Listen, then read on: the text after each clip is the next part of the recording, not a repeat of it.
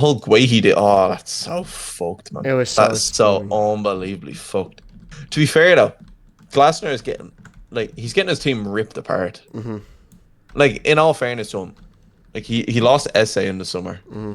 They're trying to make him But lose that his was still in captain as September. well. Like that wasn't in the summer. That was like 2 weeks ago. Do you know what I mean? Yeah, true. Yeah, there was talks about Teta leaving. There was Olise literally left last year. Like they have no fucking team left. Yeah, but they They're won losing everything. everyone. Like they won everything without Elise. Do you know what I mean? Yeah, that is true. But Essay, who was a main part of them winning the Yeah, FA yeah. Cup, flees him. Mark Guehi, who's been solid at the back, like past how long is he playing there? 3-4 years. Yeah, get rid of him.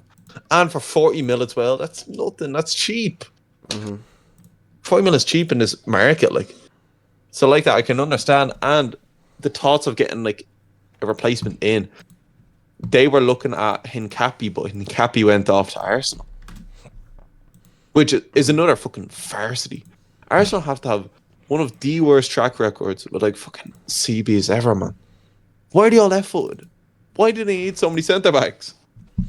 It's weird. It's I don't know. Like, how much centre backs does Arteta need? Not enough. He has 7. He has 7 centre backs, man. 7. It's never enough. 5 of them are left-footed. It's completely fucked. He has no fullbacks. They're all centre backs. I don't know, man. Perfect. Oh, is that good enough? Yeah, it's good enough. But look, obviously Liverpool have had a insane window, the likes of which we've never seen the likes of which. And I can only love it, but obviously there's a sour. Like if we didn't get Guehi, I'd be like, yeah, cool, whatever. But this whole saga of on the deadline day, we're so back, we're gonna get him. Patterson get this Igor fella, and then this Igor fella like fails his medical, and then it's like, oh wait, never mind, Guehi's off. Even though he did the goodbye video and the acceptance video, and like this is like Naby Fekir level. Do you know what I mean? Like he did it all. He was there. Liverpool sent in the deal sheet. Like they signed the contract, and then Palace are like, actually no. Yeah, no, it's completely fucked. And now Guehi's supposed to go back and play like nothing ever happened. Like he wasn't getting a dream move to Liverpool, in which he would have got genuine minutes as well for Liverpool. Yeah, Canardi's out right now. Yeah. And Canardi's gonna be out for like he's leaving on free anyway, so like they'll be rotating him in to like be the main man, and it's like all these games, like Champions League, like this and that. Has one more season left as well. Yeah. So, and it doesn't look like he's going to extend his contract. I think he'll probably be gone in the summer. Yeah. Like that, he could have been big dog. He could have been the guy, Yeah. This is perfect for him, Champions League. What more could you ask for? And then, I just hate the fact that they left us so late because we agreed to talks with him 2 weeks ago, and then they're like, all right, we want this, and then we say, all right, we have it, and then they're like, all right, we just need to find someone, and then we come 2 weeks to find fucking Igor, and then he fails on the day, like Jesus. Like it's just it's this shite of. You hear the loyalty to the club, but the club will sell you out the first time, the second they won. You know what I mean? Like it's nonsense. I like that. He's been a loyal compatriot for Palace as well. Oh yeah. Like, he probably would have been put down the books like, oh, they won a trophy with him. He's our CB, stuff like that. Now he's still there, and the fans are probably like, what the fuck? This guy wanted out. Why can't we get rid of him? 40 mil. Look like a done deal.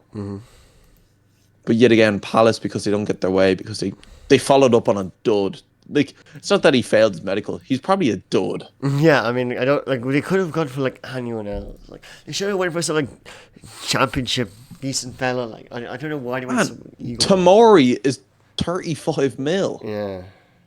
They could have just whipped up Tamori off AC, who's been vying up a leave as well, and that would have been it. He's a decent centre back. He's Premier League proven a bit with Chelsea, but has been known to get the job done consistently on the big stage. Yeah. Just get him. Just bring him in. Reel him in. I don't know. Maybe he's asking for too much wages or something like that, because I know Palace have an issue with that. Like, they won't pay players decent wages. So maybe. It's just nonsense. And I'm terrified that Gray is going to go to. Like, I'm still confident he'll go to Liverpool, but I'm terrified like Real's going to be like, actually, Guehi, why don't you come to us? Yeah. Y'all can keep injury-prone Kanate. We'll take Guehi. They'll take both. They'll go, we'll take Kanate and Guehi, perfect centre-back line for the future. That would be wild. They'll go, we've got Trent, Kanate, and Guehi. We're Liverpool 2.0 here. Oh, man. Fucking Trent. Oh, I'll be very curious now, though. Like, Liverpool, as much as of a good transfer season they've had, they've really sold out their academy. I don't know. What do you mean? What about Rio and fucking... Ben Doak, gone. No, Ben Doak is the most overrated. Ben Doak, Tyler Morton, the most overrated players. I actually liked Ben Doak. I remember him from preseason last year, and he was decent. Like, I'll tell you, we've done everything. I know if you see the reports, but just now Liverpool have said that they're investing like a bunch of millions into the academy to like make it even better.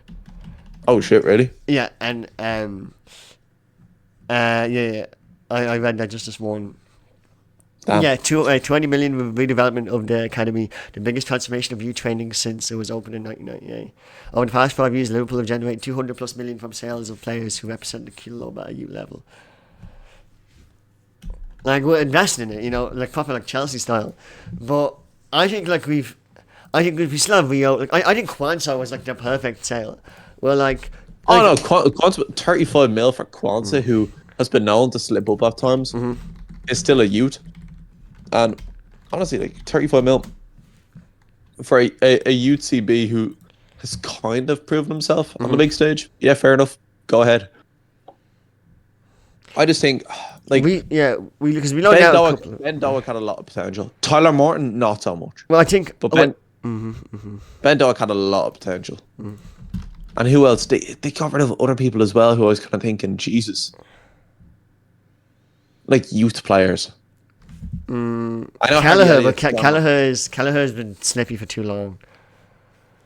Yeah, no. The money they got for Kelleher was fair enough. That's fine. Tyler Morton for 10 mil. Once again, Tyler Morton was nothing. He's 22 already, by the way. It's not like he's 18. I don't know. That's what I said. Other than Tyler Morton, because I didn't rate Tyler Morton, to be honest. I didn't think he was good. Like Kwanzaa, Kelleher, Ben Doak, and Tyler Morton, Nat Phillips, we somehow offloaded him for 3.5 mil to West Brom. And it's Harvey Elliott and Tsimikas on loan. Oh yeah, Tsimikas on loan. Yeah, that's who I was kind of thinking. Like, they have no left back replacement now. No, well they have Robbo, but we have Kirkes. Yeah, I know you have. Kirkes starts. Yeah, so the Robbo is second round now. Right. Okay. Actually, does work out well. Because when you're Robbo still doesn't have legs though. Yeah, but when you have a third left back, that's too it causes issues. Like, because you can't have Robbo not play, but then when this team gets played, you can't have Kirkes not play either. Right, Kirkes needs to be playing all the time to be playing as much as he needs to. And like but how often you sub your left back off? Do you know what I mean? Like Robbo will play the fucking he'll play the cup games. He's vice captain now, and Tsimikas, as much as I love him, when you get Kirkes, there's not much you can do with him, And he's going to Roma, like he'll get games. He'll get game time there as well, yeah. And I like that when Robbo gets sold next season. Yeah. Tsimikas comes back into the team. It's not like he's not playing ball for a year. Yeah. Like he is playing ball, to be fair. And then Harvey Elliott off to Aston Villa. That's actually a pretty good move. That's a good one. And Harvey Elliott's only 22. I always think how young he is. He's a good player, but where Liverpool wanted to play him right now isn't viable.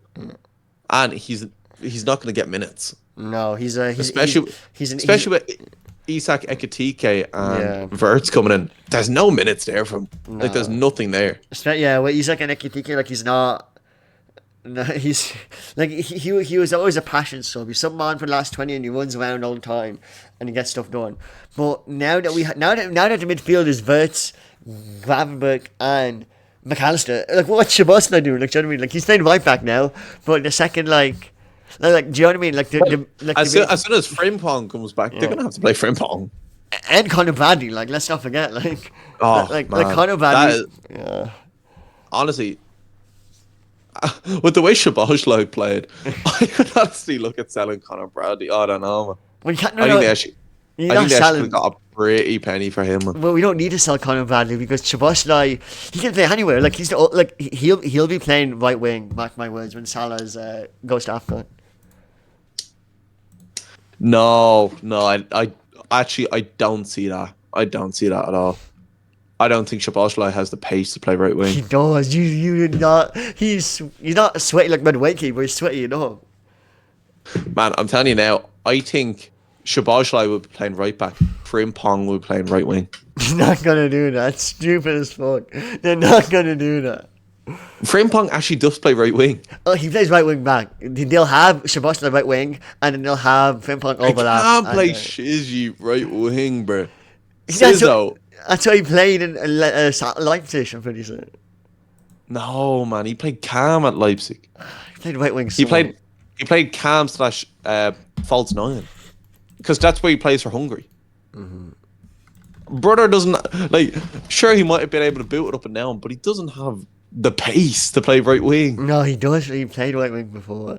Unless he's sitting on that Salah role, which is like just at that 18-yard line, like that right hand corner. Yeah, if he's just sitting there, Yeah, he's cutting in, having a pop. That's fair enough. He'll be sit there. he'll be sitting right wing and launching balls in the box. This is not. I'm using Madwick as an example because that's what I've seen. He's not just going to run at the defense and run it out for a corner. Like that's not what he's going to be doing. You know, he's not going to be running hoping to walk into the box or just kick it for a corner. He's going to tuck in. Frimpong is going to overlap and he'll either whip it in for an early cross or give it to Frimpong, who'll then run it down.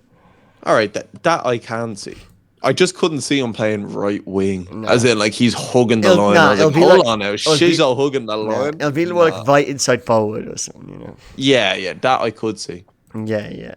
I don't know how they're gonna play Ekatike and Isak.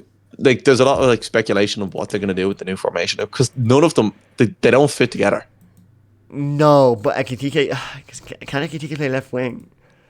Gakpo, man. Yes, but as a Gakpo will get injured sooner or later. Like I love him, but he'll go down for like 3 months. If he doesn't, then we're sorted. But he does this every time. He does this every time. Like last season, he was so good, and he went down, and then got falls. I mean, it's just rotation. Like, because think of all the games they're gonna need to play. And our left wing. They're gonna play a fuckload of games, but the FPL is cooked. If everyone stays fit and healthy, the FPL is cooked. Man, you can't have any Liverpool players because like that, even Vert, even Salah could get like subbed out of the team at some stage. Salah's not getting rotated, but if Vert's Gakpo is going to be the Gakpo when it was him and Lucho, it was always them two rotating with each other. Gakpo always rotates. It'll always be Gakpo and Chiesa or Ekatike will be going there, and then McAllister. Oh, I forgot about Chiesa. Fucking hell. But like that, no Salah. I don't know, man. Salah doesn't get tired. Salah doesn't get injured. He doesn't get rotated either. He plays every minute of every game basically.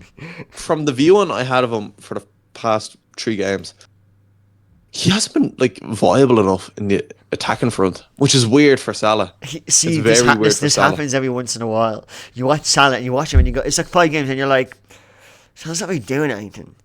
And then he'll score like 2 at the end and you're like, you won it this time, Salah. Like he'll go quiet for a while and then he'll just like lock in. Like our fixtures are easing up soon. I think that's when he'll wake up.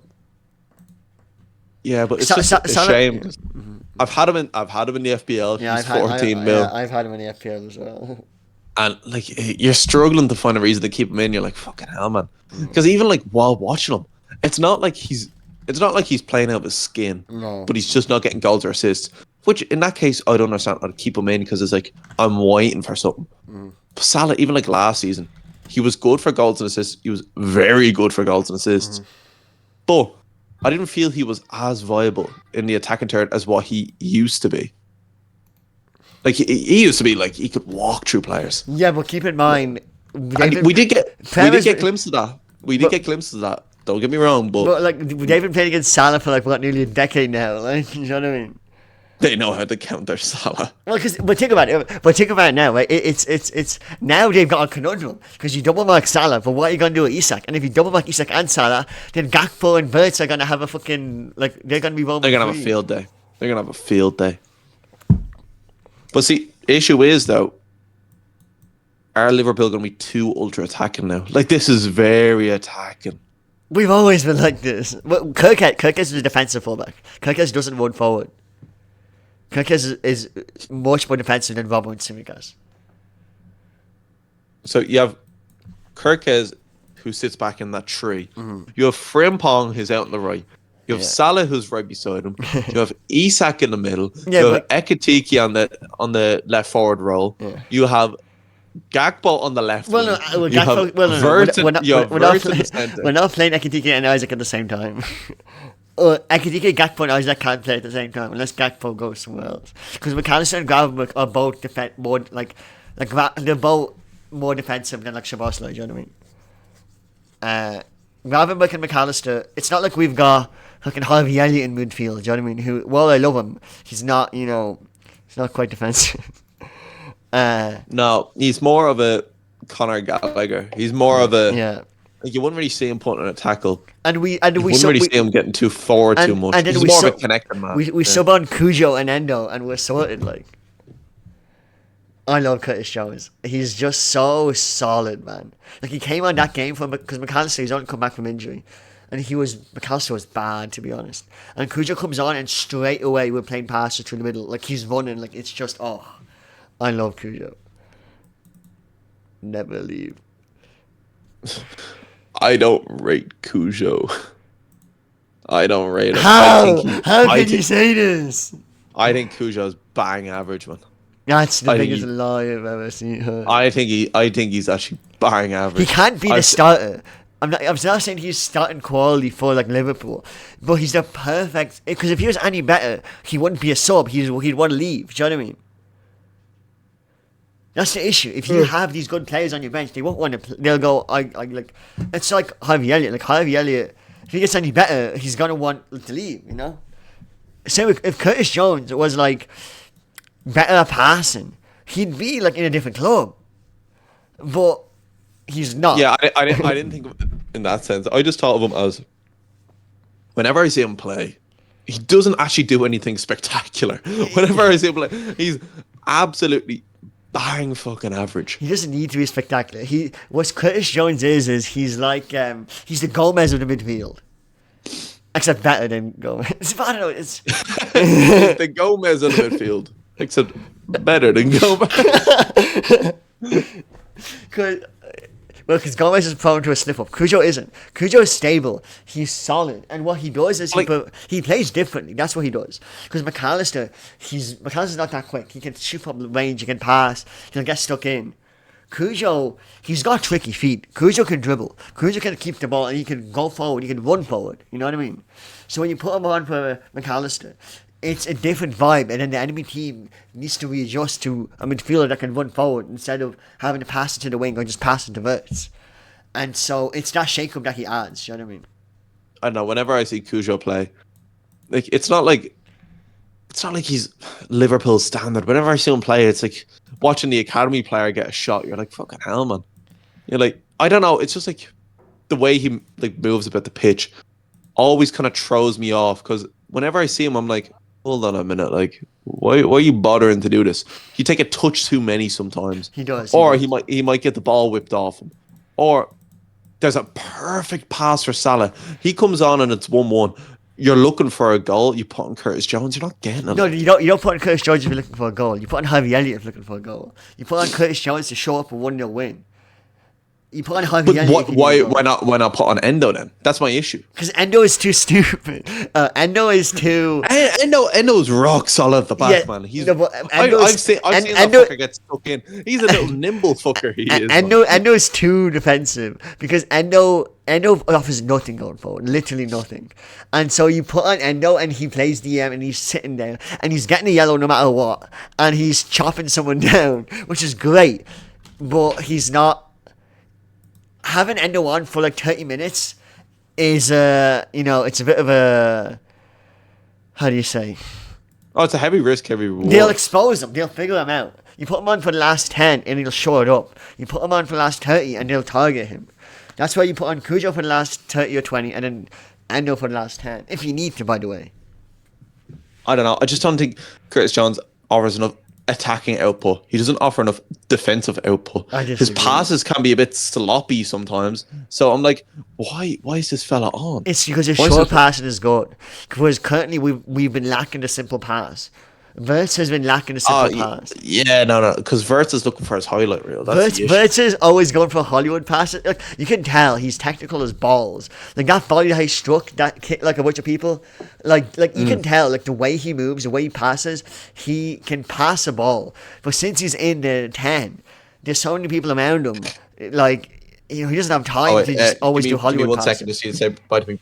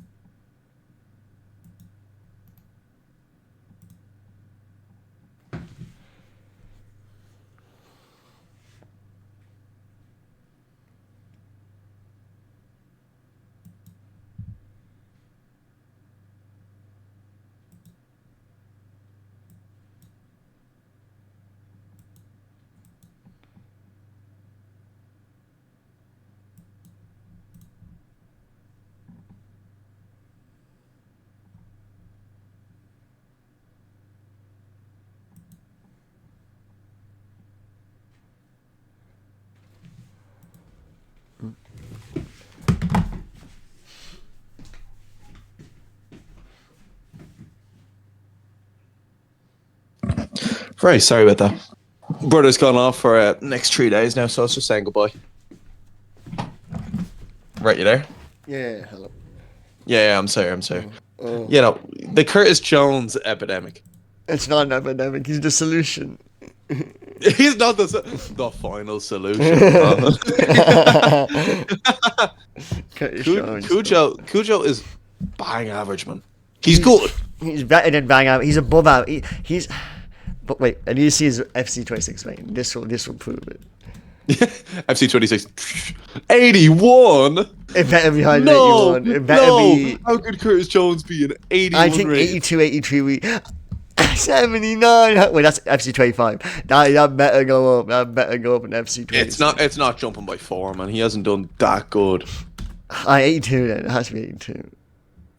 82, I could see. I could see 82. He deserves 82. You get an 82 player pick, and it's fucking Cujo, man. I think I'd shit the bed, man. I think I'd be fucking right. Yeah. Oh my god, Cujo for the 50th time. He's 80. That's. I fucking knew it, man. That's bang average. That's man. disrespectful. That's bang fucking average. How is Harvey Elliott 78? That's ridiculous. Is he even a rare card? Is he a shiny? Well, the game hasn't come out. It's these are. These are the leaked ones. I go by the leaked ones. They're like the official leaked ones. The leaked for like 2 years ago after Cole Palmer had his breakout season at Chelsea. They said, yeah, Cole Palmer is going to be 79 rated. People were like, what the actual fuck? This guy was goated. What do you mean 79? I hate how Shabashla only 82. Oh, that's grand. That's ridiculous. There's little things at the bottom there should be. Check, there might be a little yoke in which you can like tighten it up. If there's not, you're fine. If you just wear a big jumper underneath it, like you wouldn't even notice. It's a rain jacket. No, I can't see it. Ah, no, you're grand, honestly. That looks fine. Yeah. Alright, thanks all. Right, see you later. Right, back again. There's definitely some. Look, I might actually get FC26, and I haven't gotten an FC in a while. I will be getting FC26 as well. I haven't because I didn't have a 25. I had 25. It was kind of mid, but all the new stuff which they're bringing in looks decent. And like that, maybe it'll convince me to get into playing FIFA again. I'm too sick. I'm sick of playing with the 2-year-old teams at this point. Oh yeah, no, it's getting bad, man. Like it was fine last year, but now it's like, wait, this team has this guy. This team has this guy. What's going on? You're playing and you're like, oh, I'll play with this team, and they've signed a fuckload of players. And like, never mind. Yeah, look, we can talk about FIFA forever because like 83 Shabashli, that's like how is he so low? That's criminal. That's actually criminal. Shabashli 85 rated. Yeah, give easy. it 85 rated. That's fine. Like McAllister, 86 rated. He's 87 Fine. rated. I'd give him 86. I think 87's a bit too much now. I think people forget. 86. But he's a viable 86 card.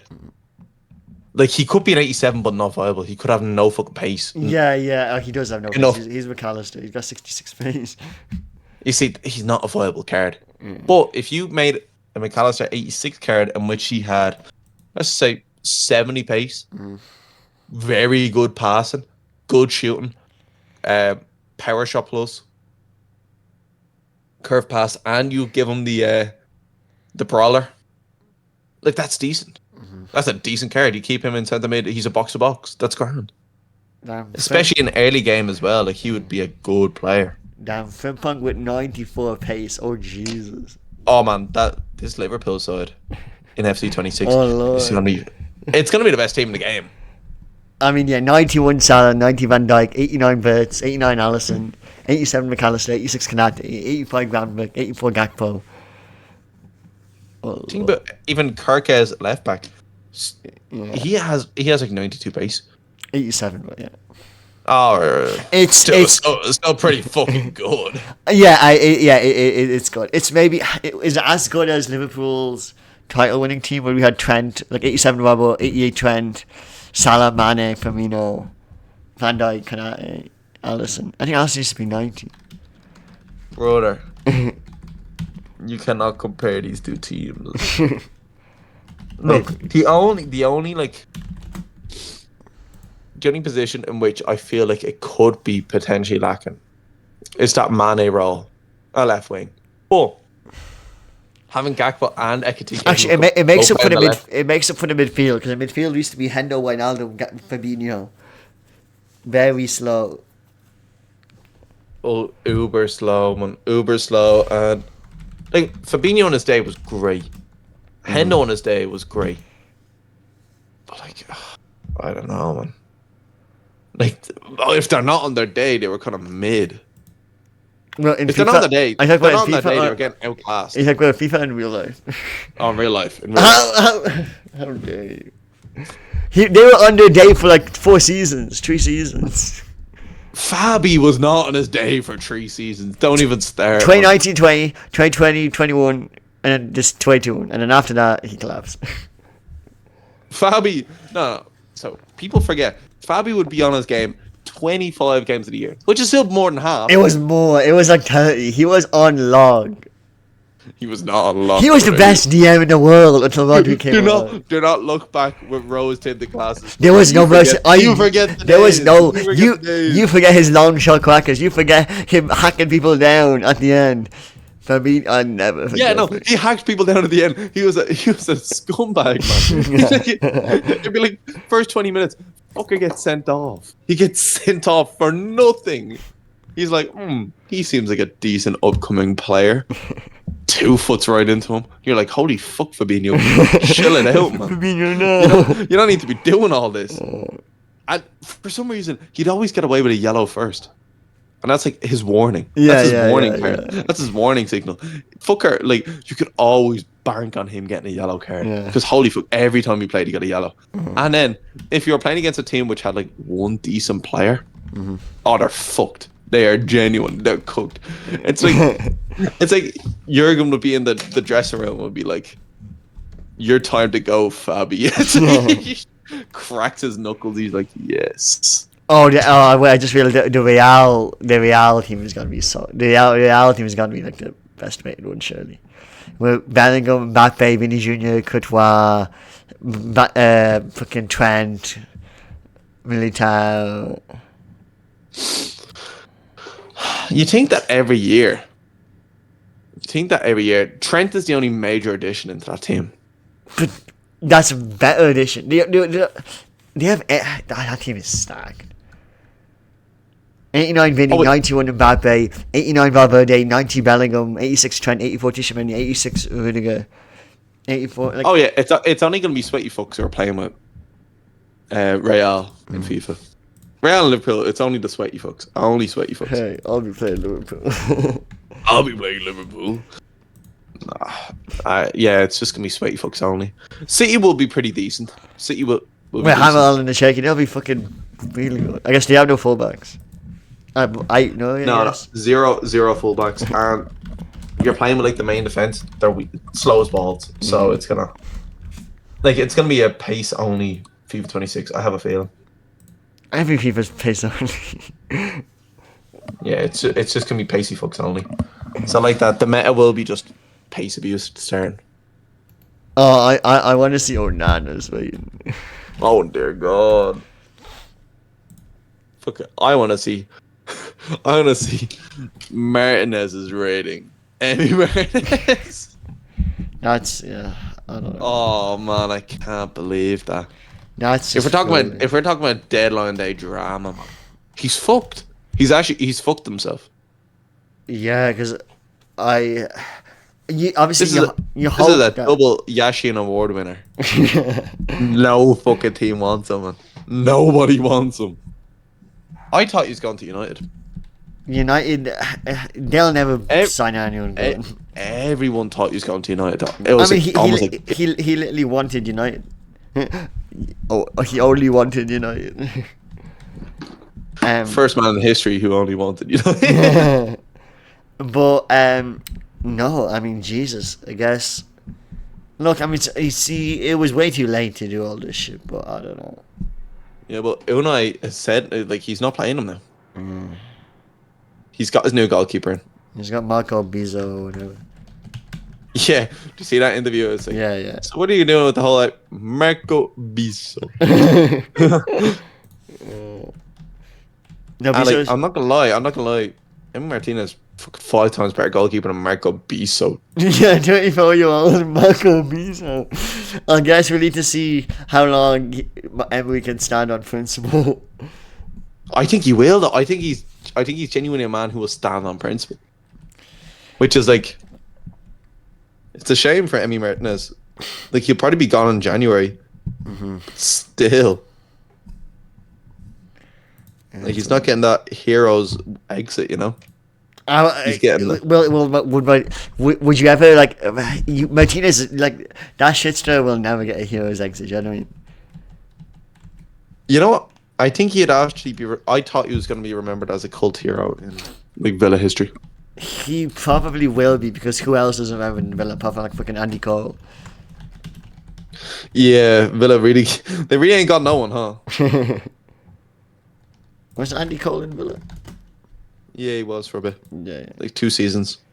Who's that other Cole fella? No, wait, I'm thinking of Ashley Cole. Sorry. Ashley Cole never played for Villa, did he? No, he did. Andy Cole played for United. Ashley Cole played for Villa. But Ashley Cole played for you. Oh, Jesus, which one's played? Neither of them played for Villa. What? Best Villa player ever. Gareth Barry. There we go. Gary Barry. Gary Barry, huh? Big Ben up top. Oh, what a go, huh? Well, you can't even fucking name him. Big Ben, that's it. There we go. Actually, Big Ben Chilwell, is it? no, Big Ben. Big Ben Chilwell. Man, R.I.P. Ben Chilwell. Oh, bro's cooked, man. R.I.P. him and that combo of him and fucking Reece James. R.I.P. Oh, that was a Euros classic. That was, man. Holy fuck! Ben Chilwell played out his socks in one tournament. Belcher was great for Chelsea. I was thinking like fuck, like Robertson and Trent, like they might be overshadowed in like a couple of years by these two, and then they both got crippling injuries. Well, that's the thing. They were literally ran into the ground, and Chelsea are known for not having good doctors. So that's it. They were cooked. They were cooked from the get go. He's playing for Palace. What the hell? Yeah. He moved. He moved this summer. Damn. Yeah, good signing for Palace, but like, how long will he be able to play for? That's the issue. Yeah, it's the Reece James dilemma. Great player on his day, but can't survive more than 3 games. So like that, I think he'd be just there to fill up the space. Yeah, I mean Newcastle got their 2 strikers as well, Wissa and Voltemade. Yeah, but I think they overpaid for both. I mean, they literally spent their entire Isaac money on these 2, which is mad. Like, Liverpool actually spent less than Newcastle this transfer window. Well, no, we didn't because we bought Wirtz. No, you bought Wirtz, but with Voltemade, with Wissa, with Alanga, they also had 1 or 2 other players that they brought in. But if you actually look at it, the way it's lined up, it's that all the like trade outs which Liverpool have done compared to Newcastle, Newcastle have actually spent more. I think it's only by like 10 mil or something, but they've actually spent more. It's crazy. Because Liverpool are a net minus of like 200 mil, I think it is. I think it's Newcastle. Net. Oh wait, no, I'm looking at it now. No. Newcastle net. What does this? They spent 256, but it says you sold 157. Must have sold someone else. Unless it says that, because remember we also bought Frimpong and Kirkes. Oh, so that's also gonna. We bought like a million players. No, because and Ekitike as well. Ekitike, Wirtz. Well, it's Isak, Ekitike, Wirtz. Frimpong, Kirkes. That's like 6 players. And Leone. Oh, and Leone as well. But anyway, we definitely spent a lot, but we also sold Diaz and Nuno. And then Mamardashvili. I think we bought him last. We bought him last year, but he was on loan last year. This Voltemade fella, 85 mil is a lot for this younger fella. It's a lot, but again, people said that about Isak, and he fucking showed up. I mean, Voltemade's a big fella. He's nearly basically 2 meters. Yeah, he's gonna be a big guy. Could be a differential for the fantasy football because he's definitely gonna get game time. Oh yeah, him and Wissa up top. They're going to a 4-4-2. It's crazy. It's I think old school. Eddie Howe's actually gonna play 4-4-2. He will. Old school Newcastle back at it again. The proper football. Proper football. Sean Dyche football. Proper football. I think it's gonna be Wissa and Voltemade. I think it'll be Wissa playing just behind Voltemade up top. There to mop up everything. Then you have Alanga and Anthony Gordon right and left. Alanga's so... I don't know how I feel about that. Honestly, I feel like... He's not a bad player, but like I don't think he's better than like above average. Oh no, I don't think so either. He's like a Cujo, but like you wouldn't buy Cujo for that much. I'm trying to think of a right winger who's like just above like average. He's like, it's like getting Almiron again. Do you know what I mean? What happened to Almiron? Yeah, but Almiron hit form though. Oh, he hit a season long. Crazy. Oh no, he hit like purple patch. He hit disgusting. Almiron had his purple patch. Like he shook Grealish up. Oh man, that was glorious. I'm a City fan, even though I could say fuck me, that was good. It's like Grealish, like, oh, who the fuck is this like almond fella? It's like,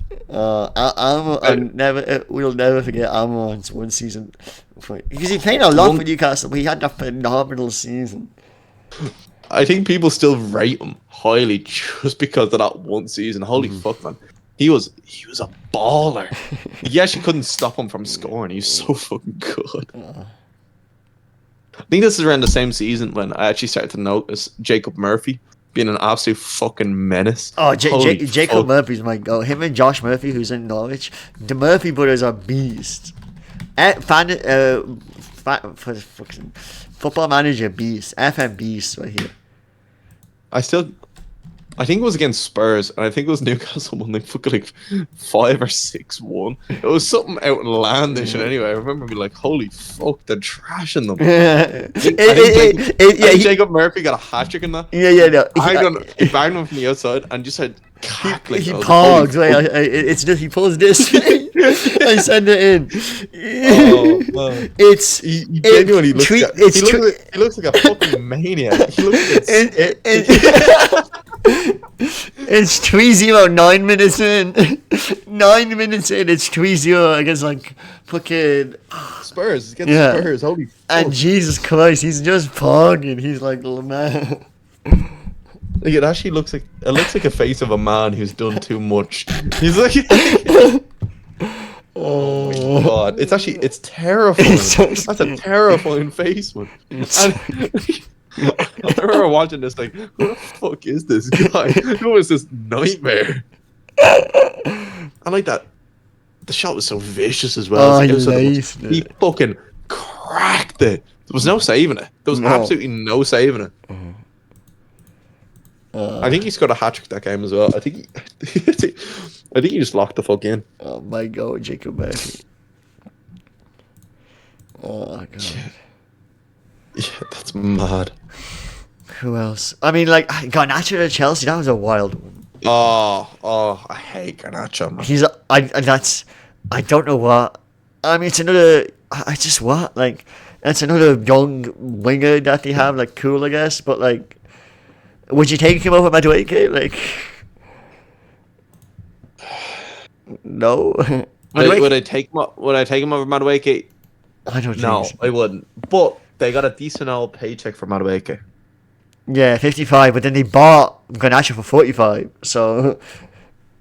I don't know why they did that. I don't know why they did that. Also, they sold some fucking Gittins fella for 60 mil to Dortmund. I don't know how they pulled that off. No, they bought Gittins, man. Wait, they what the fuck? Gittins. Oh, Jesus. Wait, no. They sold some Gittins fuckers at Dortmund for 60 mil. How did they manage that? No, brother. They bought him for 60 mil. Oh, dear God.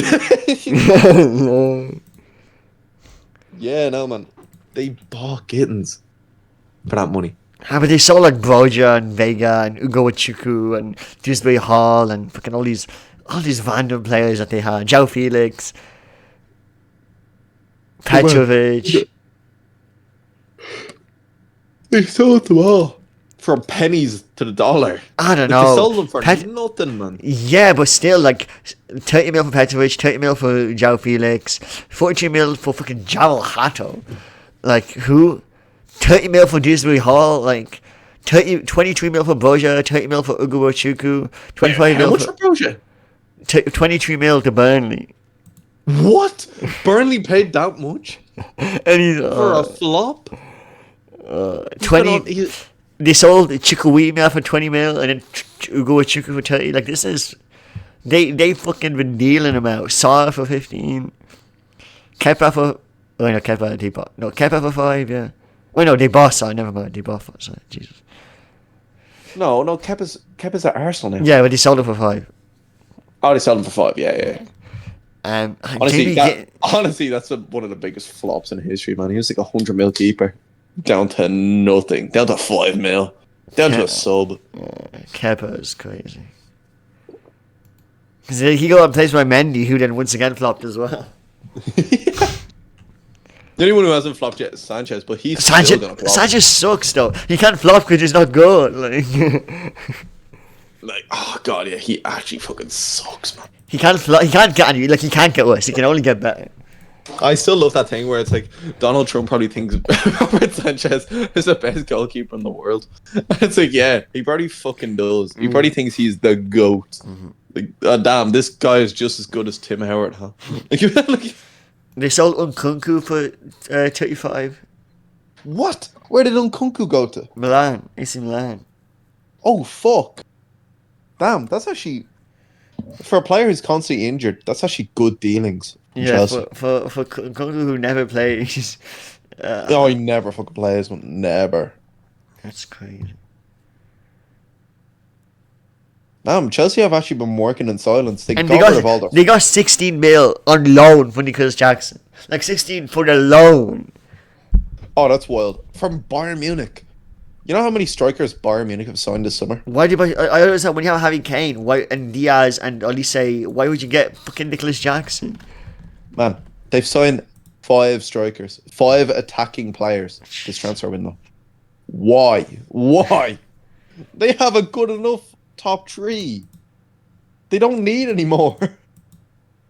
They signed Nicholas Kuhn off Celtic, who, to be fair, he was decent in Champions League. Signed him for like 20 mil or something like that. He's never going to see a game.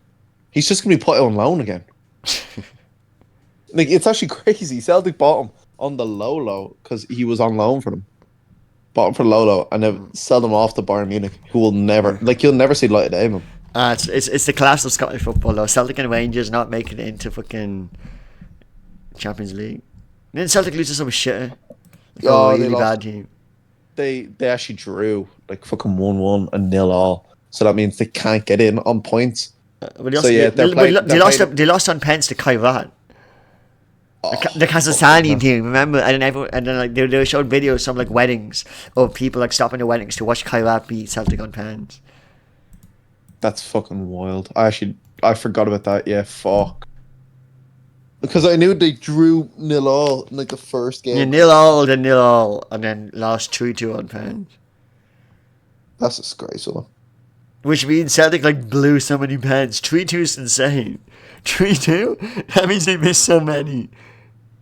They missed 3 pens. Jesus. Brendan Rodgers just wasn't ready for pens, bro. No way, Brendan Rodgers managing them. Still. Yeah.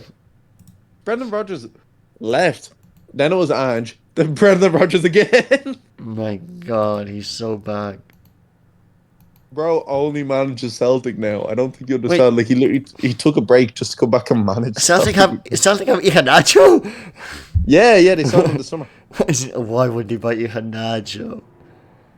Man, I think he'll actually cook in the Scottish. Yeah, I guess. Like, he cooked for Leicester for like 1 season. I think he might actually. Yeah, he cooked under Rodgers. Oh my God, he bought his man back. He cooked under Rodgers. Oh my dear God. Oh my dear Lord. And Rangers lost 6-0 to Club Brugge, and all those goals were in the first half. Sorry, 5-0 in the first half.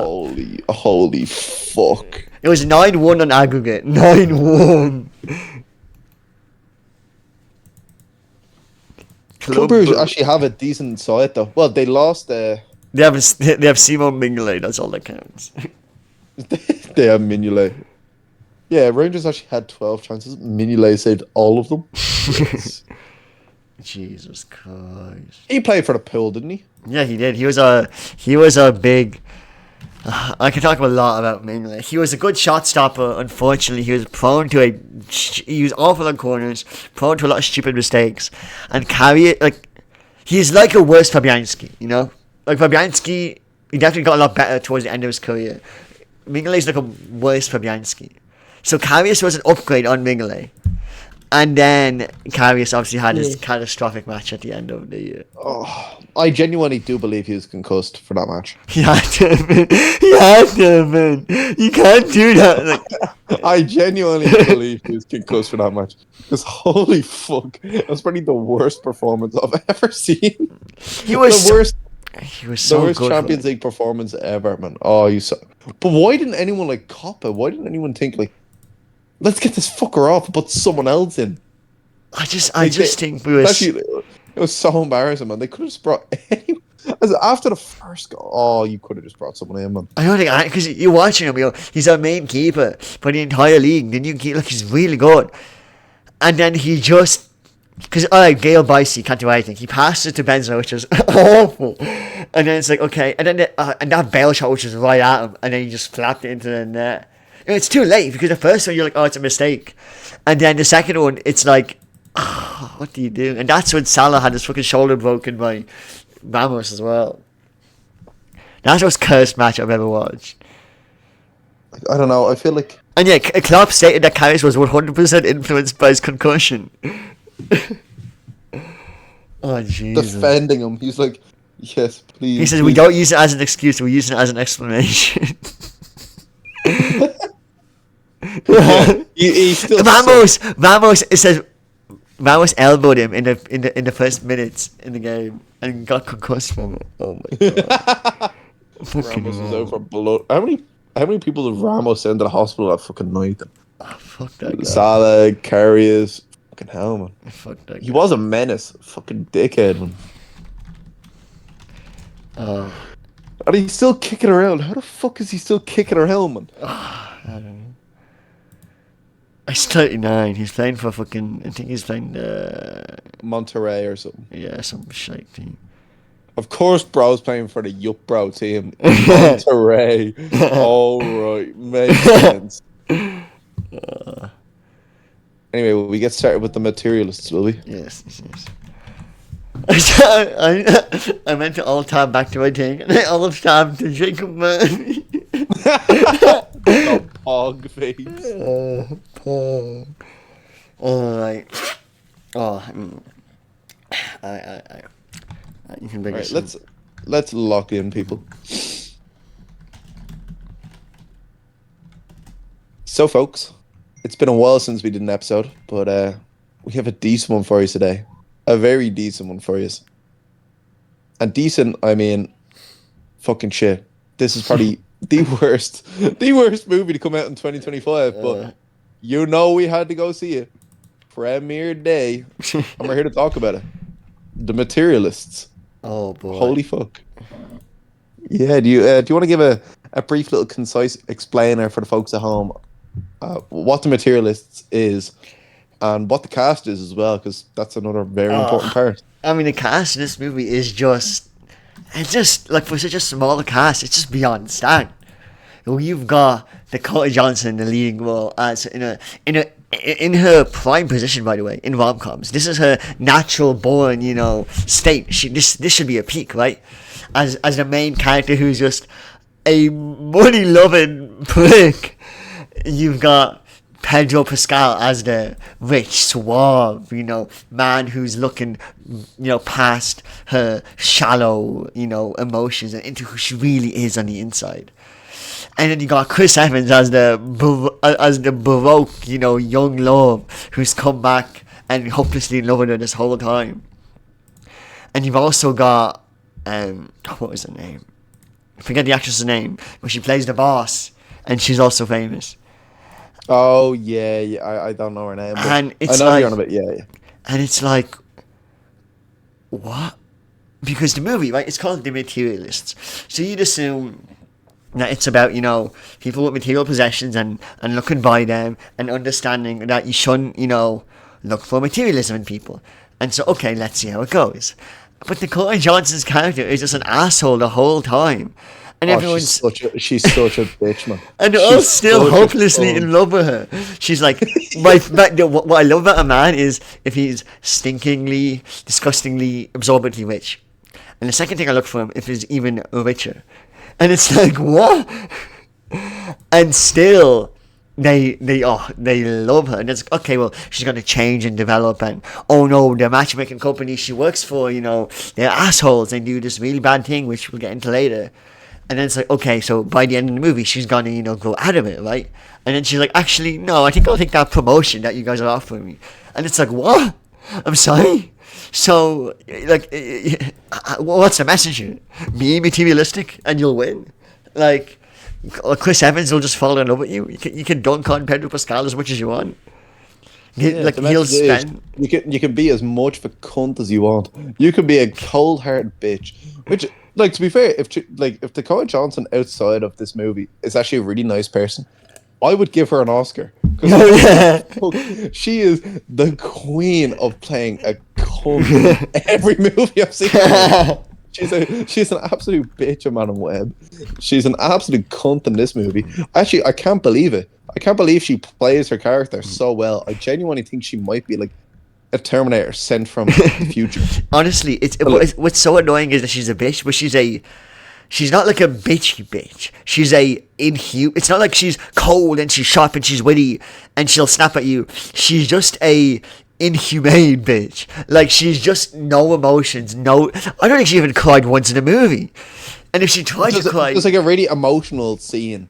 Like one of the characters in the movie, which she helps get a date, gets sexually assaulted, and this woman looks like she's just like she looks like she's been told that they ran out of donuts. At fucking like, you're like, oh, that sucks, man. Oh, that's such a shame.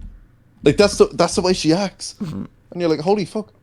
Somebody you set up on a date is just after getting raped, and you're like, oh no. It's like, maybe I'll set you up with a better one next time. And everyone's like, oh, okay, yeah, that makes sense. It's like, and then she chases her, and she's like, Grace, and the girl turns, and then Curtin Johnson says nothing as she walks on.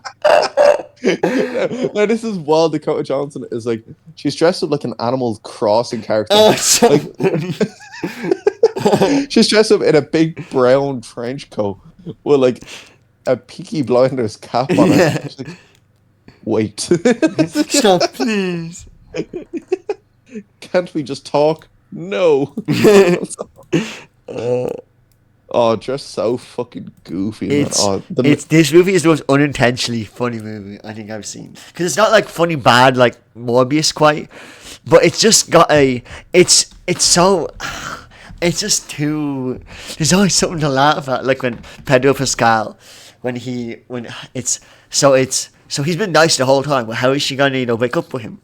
And he's lying in the bed, and she sees from the angle. You have no idea what's going on. His leg is like slightly bruised. You're like, what's going on? No, it's completely black. Yeah, like, the screen is black. You can't see a fucking thing. And then she suddenly jumps up out of bed like she's seen a spider. Yeah, and he gets up in shame and he puts on his trousers and he like waddles over to the kitchen and he's like, so you know. And she's like, yes. And then the conversation kind of gets interesting when they're talking about how she's had different parts of her body surgically worked on and he got his legs extended. And you're like, okay, so, it's not worth it, It's really not, like, it's not worth it. And then Pedro Pascal is like, actually, I feel so much better now that I've got it. And he's like, women look at me. He gained, 6 inches? And he's like, yeah, women look at me completely different now. No one's ever said no to me. And it's like, what? So it's good to get these surgeries? Like, you'll benefit from them? Well, that's the thing. Like, they call them. They keep on referencing this term, a unicorn. Mm-hmm. It's like a man who has absolutely everything. I mean, the man who has absolutely everything is he's tall and he has money. That's it. That's it. That's a unicorn, which is crazy. Like, it really shows the materialist value of it. It's like, oh, it's not because he's witty or he's funny or that. Nah. He's rich and he has money. That's a unicorn. But it's they break up because he's no longer a unicorn. Mm-hmm. That's actually it. Yeah. Oh, but you had your height extended. Ew. But it's I'm allowed to have surgeries and you can't. But it's that scene where he's when he says and he goes, "Would you still love me if I do this?" And he like slightly crouches down, and you can see his legs then. Oh my god! He's just a little bit smaller, and she's like, "No," and he's like, "No." Yeah. It's like, would you still give me a chance? No. It's like, how could you say this? Like, there's no the same fucking dude. He's just a little bit smaller. And like that, it wasn't a big surprise when it actually happened because they literally foreshadowed. Like, it wasn't like a subtle foreshadow. It wasn't like Christopher Nolan foreshadow. Mm-hmm. Literally, a side character goes, "Did you hear guys are getting height extenders now to make them grow by 6 inches?" And then Dakota Johnson's like, "OMG, I've heard of that before.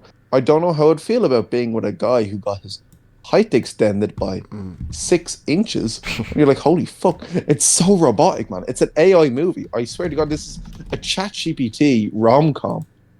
A ChatGPT cast, a ChatGPT rom-com, a ChatGPT script. And the director, man, is just AI. He goes, holy fuck. Some of the scenes like that, you couldn't even see the legs where they've been extended. You couldn't see Pedro Pascal before or after. You couldn't see a different side of Dakota Johnson who is supposed to be broke. She just wears the same shit. Oh, but it's that scene because when Chris Evans picks her up in his stinky, dirty car, and she's like, "Oh, it's exactly how I remember," and you're like, and they do a flashback, by the way, which is insane. and a flashback to when they're younger and they're driving around Manhattan and well, they can't get a parking space because it's $25 for parking and Chris Evans doesn't want to pay it, and oh no, they're going to be late for the restaurant reservation, they'll have a cancellation reservation, and Chris Evans, by the way, he starts screaming for no reason in nearly every scene. Like, he'll start going, fuck, shit, what the hell, because when we first went in and I said, how is this movie 15's? There's no sex scenes, there's nothing. But it's got to be purely just because of the amount of fucks Chris Evans says throughout the movie. Because bro's still reeling from his Captain America days. He's trying to get as much out as he can. But it's like he goes to the sink. He there's no toothpaste left. Fuck's sake! Oh shit! Oh man! Well, basically, in that backstory, she goes, stop, and he's like, what? And she gets out of the car, and he's like, come back in the car. And she's like, I can't be with you. And he's like, why? And she's like, because you're broke. What? It's like, what? Like, she's been made of money. That's what annoys me the most, man. Like, she's made of money. Oh my god. Like, they're both broke together, but yet, it's like, oh no, you're too broke for me, buddy. I'll never find love. It's because all men are too broke for me. And then, yes, I'm gonna move into the Pedro Pascal's gaff while also still talking to my ex and bringing Pedro Pascal off to one of his fucking shows. Oh no, that's cringe. You missed it, man. You actually missed the show part, which is probably the funniest part of the entire. So you went out to the Jacks, yeah. Which is fair enough. Like, you had to get out of there. I completely understand. You have to get out of the materialist. You can't watch anymore. But I stayed and I endured. And pretty much, it's Chris Evans and this other girl on stage, and it's like one of these like indie like plays or whatever. And I kid you not, Chris Pratt gets up. And he starts reading off. It feels like a 4chan thread. It's like, be me, 32 years old. I start cackling. I was like, holy fuck. She just said, be me. No. Like, I fucking kid you not, guys. This guy actually starts a 4chan's thread. It's like, be me at the coffee shop, waiting for my cup of joe. See this girl walking past. Lovely girl. Nice waist. And you're like, what the fuck? You're like, what am I listening to? And then it suddenly cuts the rest of the play out, and then you see Chris Evans like, so you guys like my play? It's like, yeah, it was great. Yeah. Real entertaining, huh? God, holy fuck, yeah. Chris Evans 4chan thread, I never thought I'd see him. I think this movie, honestly, what put me off the most, I think this movie was hilarious. What really put me off the most was the gall of the first scene. Because, the materialist, it opens up and it's no words. It doesn't say anything. It's not like there's a little interlude that says what might happen. It just shows two cavemen walking around and this guy plucking, and it's supposed to be the first two people that were ever in love, the first marriage ever. And he gives like this little daffodil and he makes it into a ring and he gives it to her. And it's like, you have not earned this. Dakota Johnson does not deserve to have this scene in the movie. What? It's like the gall, the self, like the arrogance. You know what I mean? To do this, it's insane. Celine Song, this director, is fucking the visionary. And I'm looking at it. The other thing she did was the Wheel of Time show, which got cancelled. Oh dear God! She was right on that. Oh, holy fuck. So this is her directorial debut then, pretty much. Yes. Well, no, actually, no. She directed some movie, Past Lives. Oh, God, I've heard of this. Yeah. And then... Yeah. And then a music video. So this is a big set with Dakota Johnson and Chris Evans and Pedro Pascal. And the funny thing is, this movie made money. This movie was a success. That's even worse, man. Because guys, this movie fucking sucked. As much as we look back at it and laugh. Let's not mince words. I had a blast watching that movie, and I told you you were like, wow, it was awful, and I said that was one of the most fun movies I've ever watched. And that is just not the case for me, man. I left that movie like that was the longest, droggiest, most heart-wrenchingly bad movies I've ever seen. Like, I've seen bad movies in my life, but movies which you could take bits out of and be like, yeah, that was pretty good. This movie, like we said, it falls flat on every note. It starts playing a note. Let's just say, like, this movie's a guitar, yeah? It starts playing, like, it starts playing a chord, but the chord is so out of tune with not only reality, but with the actual, like, context of the movie itself, that it sounds fucking twangy. And, like, maybe at some point, if you keep strumming long enough, maybe the guitar starts correcting itself. Like, if you keep on trying to tune it, maybe the twangs will become twings, but it's still crap. It's still crap. Anybody who knows guitar knows it fucking sucks. It's doo-doo. But it's what I love is that, so it's because this, like, a movie like this doesn't cost, and the movie looked nice. The sets were nice, the stage were nice, the cinematography was alright. So the budget was only 20 million. You know, a really nice, safe budget, and the box office was 92 mil, which was, you know, like, very good for something like this. You know what I mean? Yeah, to be fair, from the sounds of it quadrupled its money. So oh yeah, yeah, and like it earned. Yeah, like, I'm trying to. In today's market, that's pretty fucking good. That's actually pretty good. Like, they made the money back. It's decent. Like, You think about a few years, it only earned 174, and this earned 92. yeah. I'm trying Yeah. to see. Do you remember the movie The Mortal Engines? I remember the more. That movie, the budget, by the way, was 100, 150. And it got 83. So, like, it smoked The Mortal Engines. What I will say is, though, like, the only plus side of this movie is that, like you were saying there, the sets are really nice, and they do have scenes in which the characters are talking, whatever, and, like, the atmosphere is really nice. You're like, damn, it's actually, like, a cool area. Like, I think they had, like, Dakota Johnson in Pedro Pascal's apartment. Yeah. It looks very aesthetically pleasing. Yes. But yet again, it feels like every single set they're on, it feels like a modern day Hallmark movie. It's too like nice. It's too clean. That indie barn wedding which they were at. No, I hate That felt too fucking much. I was like, oh my god, they're really milking it here. Like, they're really. And why do they just suddenly have suits with them when they go to a wedding? Like, what the fuck? Yeah, where did you get that dress? Like, they just ran off. Like, how did you get it? You know what I mean? And if you're going away out of state for a weekend, why the fuck are you bringing a 3-piece suit and a fucking wedding gown? Like, what the fuck? It was bananas. But what's funny is this movie, the ratings are, like, they're not even bad. It's got a 6.4 on IMDb, and it's got 79% critics on Rotten Tomatoes, and 66% on the viewers. That's fucking wild, man. This movie, like, I'm not exaggerating here, folks. This movie sucks. This movie blows. Like, it genuinely is the worst movie I think I've ever seen in cinemas. And that's not true. That's not true. Madame Web was so much fun. I had more fun watching Madame Web than I did the material. No. I have it. Talk to me. Talk to me was unwatchable. That was so bad. Talk to me was so bad. They tried way too hard with that. That was awful. That's the worst movie I've ever seen in the cinema. Talk to me wasn't even funny. Oh, that was so bad. Oh, that was actually so bad. The main character dies by getting, like, thrown out in the wheelchair. Oh yeah, that movie sucked, man. Oh, that movie's so bad. I don't think you'll ever get worse than Talk to Me. I don't think there's a worse movie than that.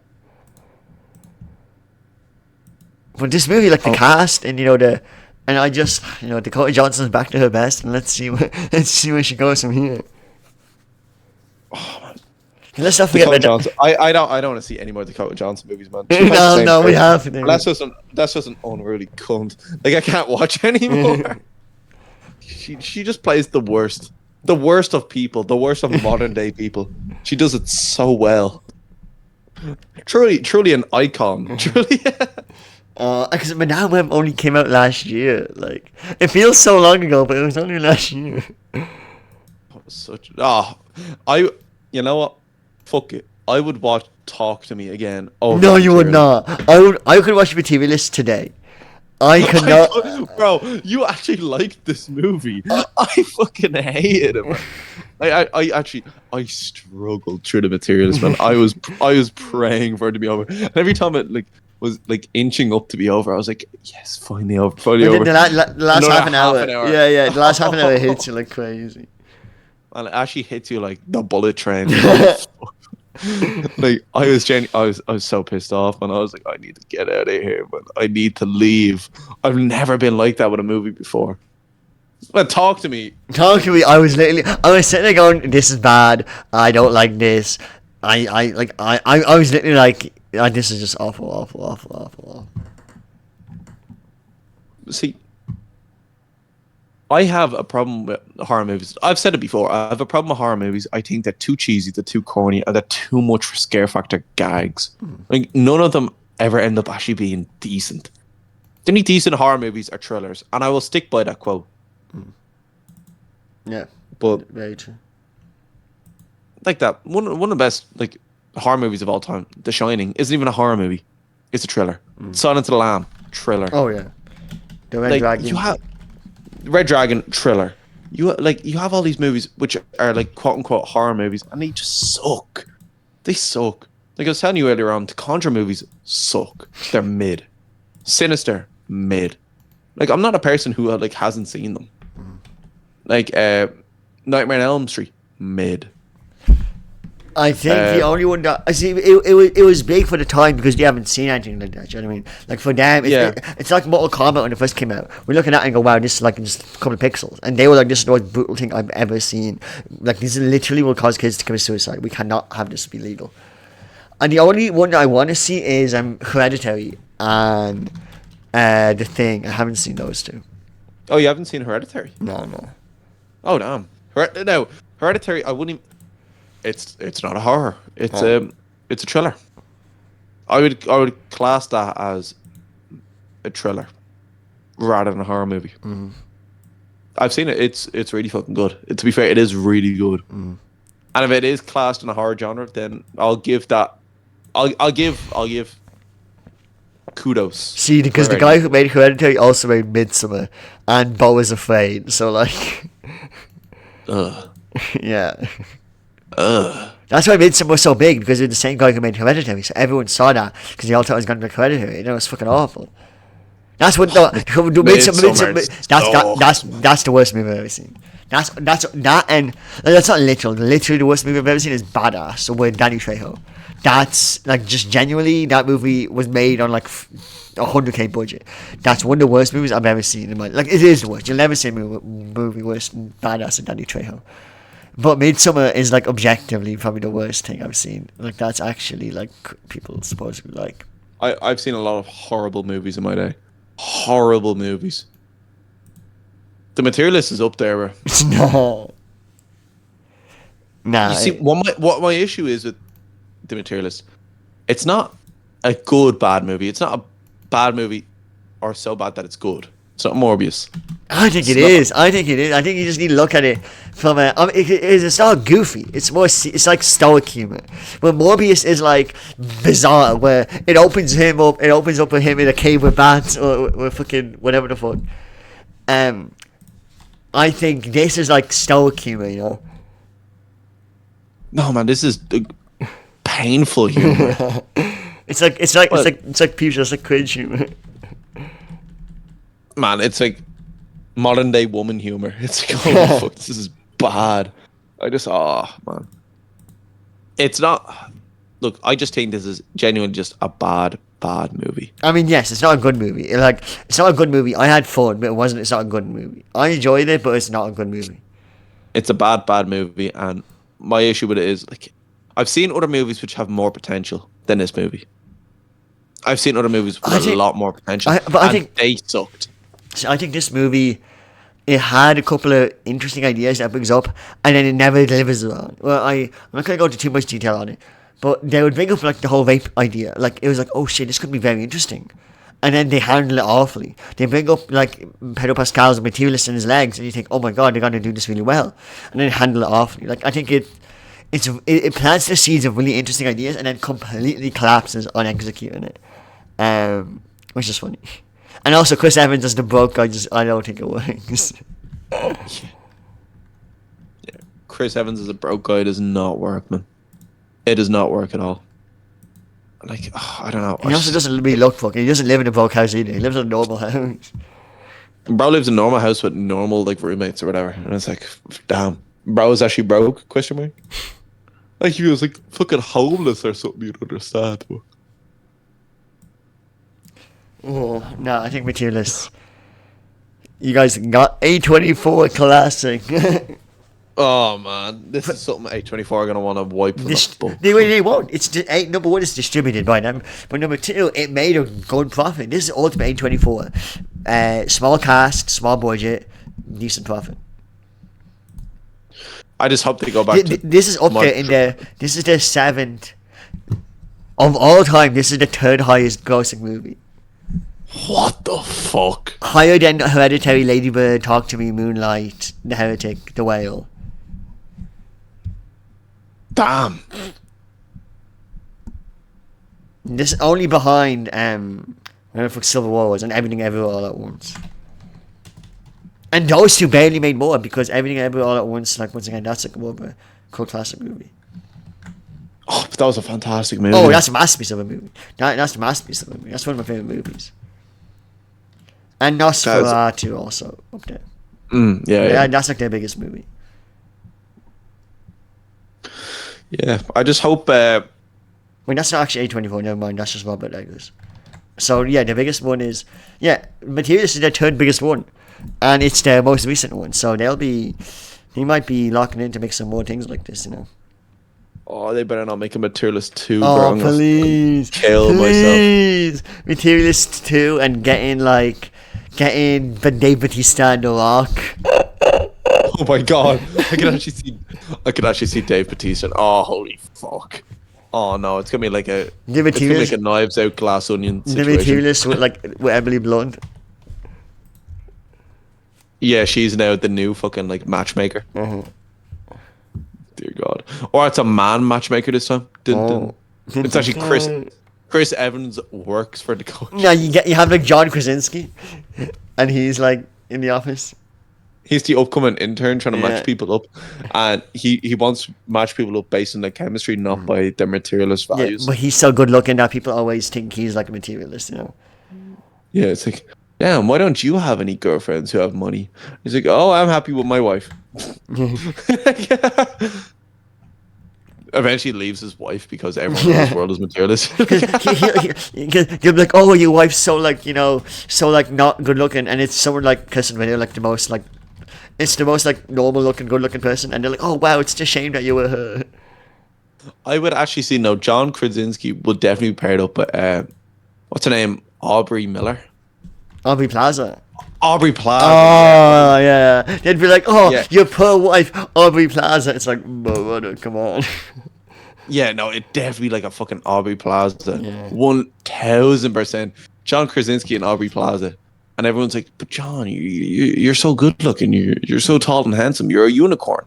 Why don't you put yourself out there? And it's like, well, I'm going out with my girlfriend the past 4 years. This is Aubrey Plaza. It's like, you could do so much better than that, John. What the fuck? Like, what the fuck? How dare you say that? Have y'all not seen her in Legion? Have y'all not seen her? Have y'all not seen her in the band, The Dirty Grandpa? Oh, dear Lord. Oh, dear Lord. Right, we gotta stop here now. Final ratings for the materialists. You give yours first, because I'm gonna... I know what I'm giving it. I'm giving it like a 6. A 6? Oh my god. Oh no, you've lost him and you've fallen off your rock. I mean, look, if I'm gonna say my as a movie, as a movie, put on your thinking cap right now before movie, you say another word, man. As a put movie, on the thinking cap. Bro. As a movie, it's probably a 4, but my lower joy than that, man. It's because Pedro Pascal was good. Pedro Pascal was good. Pedro Pascal was good. Chris Evans hammed it up a little bit too Yeah, much. but it was funny. Like if we're gonna little break it down, Dakota Johnson was stiff, and like we have to question, was her character supposed to be that stiff or not? Does that even help her or not? Pedro Pascal played it as well as he could, and Chris Evans definitely yucked it up. But like that's what he does. Look, if we were to give points based on like overall plot and stuff like that, so like the plot 0 out of 2 points. It was fucking mid. The plot was mid. Right. If we were to give points for characters, 1 point goes to Pedro Pascal, a half a point goes to Chris Evans. Yeah. No points to Dakota Johnson. Yeah. So that's what's that now? Like 1.5 points. 1.5 points out of 10. We'll talk about like script. 0 out of 2 points. The script was fucking. The script was awful. The script was absolutely awful. Oh no. Set pieces, we'll give it 1 point out of 2 because I thought some places were hammed up to fuck. But overall, I like. Yeah, yet again, I didn't even like the vibe it gave of New York City because New York City, I've been to New York. It's not this like haven of riches and all that. No, it's actually a kip. It's a shithole. It's what people describe Paris to be. It's like one time you're walking near the Eiffel Tower, it's nice and clean. Next minute you're turning around the corner, it's an absolute dump. That's what New York is. It's a fucking overpopulated. It does a job. Yeah, it makes New York seem like it's good. It's the materialist side of New York. It looks fucking stupid. I'll give a half a point for set pieces. Half a point because the barn wedding scene was complete yuck. Pedro Pascal's apartment was cool. Restaurants were cool. Restaurants were decent. But yeah, I'll give a half a point. So now we're at 2 points out of 10. 2.5. We'll talk about directing. Mid, no presence whatsoever. There was no directorial like moments or shots or anything like that. 0 out of 2. Costume design or like what they were wearing in general. Yeah. I thought it was mid, man. Did Dakota Johnson in the trench coat? What the fuck? Okay, not that, but Dakota Johnson's blue dress. Brother, don't look back with the roast in the glass. That's half the movie. Half the movie is in that wedding, by the way. Like nearly half the movie is in that scene. The fucking trench coat scene. And that was funny. Goofy as fuck. Whatever they got Chris Evans rocking. Goofy as fuck. The messy hair, the white t-shirt with the black tie. No. They had him wearing some goofy ass shit. The only person who actually dressed appropriately was Pedro Pascal. Yet again. Only person who dressed somewhat like he dressed like casual suave. And you're like, yeah, that's decent outfits. Like he's actually wearing decent fits. You can understand it. He looks high class. But no, everyone else, oh man, like I still can't get over bringing the wedding suits to a little like trip away. Oh man, like I'm gonna give costume design here. I'm gonna give it. Well, we'll give it a 0.5 out of 2. How about that? For the Dakota Johnson blue dress. All right. Yeah. I'll give in. Oh wait, Pedro. We'll give it 1 out of 2 points. Yeah. We'll give it 1 out of 2 points because Pedro was dressing up, to be fair, and Dakota had the blue dress. That's fair enough. That's fine. 1 out of 2. Side characters, 0 out of 2. There was no side characters in this. Absolutely none. There was no one worth mentioning. There's no names I can even remember. I can't even remember the names of like Pedro Pascal's character, or Dakota Johnson's character, or Chris Evans' character. That's how meaningless their characters were. I can't remember a single thing. Yeah. Like they were mid. It's not like they had names you'd remember or anything like that. They were just mid characters. All the side characters were obnoxious as fuck. None of them learned the lesson. The girl who got sexually assaulted still trusting Dakota Johnson to go find her a match. You're like, what the fuck? Yeah. What the fuck is this, man? Even if they set her up with Pedro Pascal, you would be like, oh, that's a nice happy ending for her. No. Like, I don't know, man. I think all the side characters in this movie were insufferable. You, like, the main manager hears about the raping and she's like, well, that's life. Yeah. Holy fuck, that's life. Yeah, but that's that's exactly what a corporation would do. These are the exact same people who like pog out when someone gets married. Yeah, but that's the point. That's the point. Like, that's the condemning the issues of, like, you know, dating apps and these things. They'll never take ownership. That's the sad reality of life. Yeah, it's wild, though. Unfortunately, Dakota Johnson goes back, which completely negates their point. But, you know. I don't think she does, though. I don't think she actually goes back. Well, she says she agrees to the interview. She agrees to the, because they go, oh, and she goes, you know, actually, like, she agrees to consider the offer. Oh yeah. She agrees to consider, but it wasn't confirmed. But bro, we don't need to theorize into materialist. She could have just been like, no, actually, I'm choosing my man. Instead, she goes, actually, maybe. So what? There's doubt in her mind. She'll go back. She's like, what is this? You know what I mean? Actually, yes, I will subject people to more torture. Yes, excellent. I will cause life-threatening events for people. Yes, excellent. I don't know, man. Ugh, the material sucks, bro. Overall, I calced it up there. That's a 3 out of 10. I'm giving it a 4 out of 10. Brother's always gotta look better than me. Always gotta give it one higher, huh? 3.5 out of 10. Alright. We'll call it quits. I'll shake hands on 3.5 out of 10. Yeah. Deal agreed. 3.5 out of 10.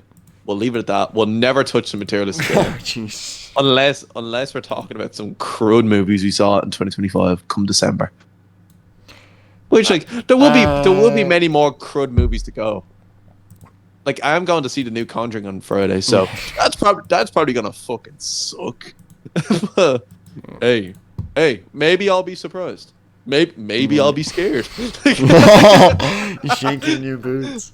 Oh no, Ella, I have to go to the bathroom. Yeah, no, 3.5 out of 10 for the materialists.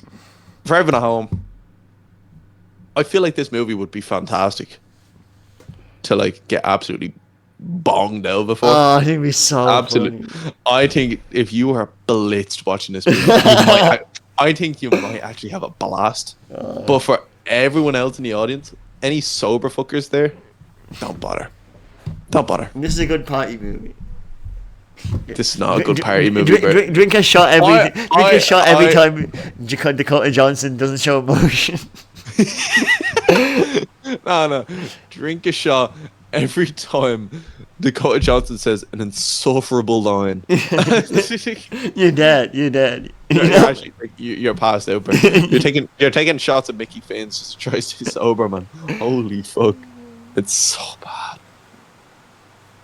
bad. Yeah, I'm gonna puff pass on this movie, bro. I ain't watching this again. Yeah. Well, folks, that's all for us anyway. Catch us next week, and anyway, we'll try getting another movie in. We'll try watch something which there's still a a couple of things. We still have Naked Gun. We still have a couple of other things. That is true. Then the Darren Aronofsky movie's coming out. Oh yeah, no, that is a movie I'm looking forward to, folks. Mm-hmm. That is a movie I'm looking forward to. I think it won't be as good as other Darren Aronofsky movies. No, I think it'll be fun. I think the cast looks decent. The cast looks very good. Yeah. So yeah, I'm looking forward to this anyway. And yeah, we'll catch you on the next one. Enjoy. Cheers.